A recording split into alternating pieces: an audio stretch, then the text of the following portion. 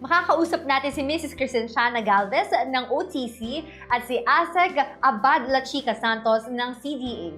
Sa inyo po, Asek Santos, ano po ang trabaho ng CDA sa modernization program? Ang Cooperative Development Authority po ay siyang nagre-rehistro ng mga kooperatiba.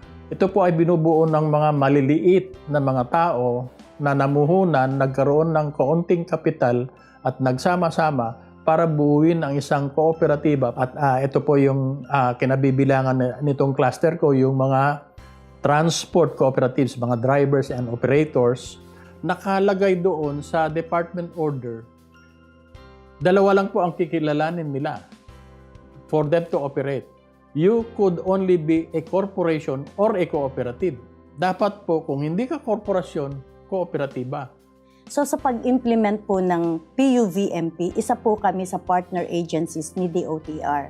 So kami po yung in charge sa industry consolidation or yung formation po ng transport cooperative.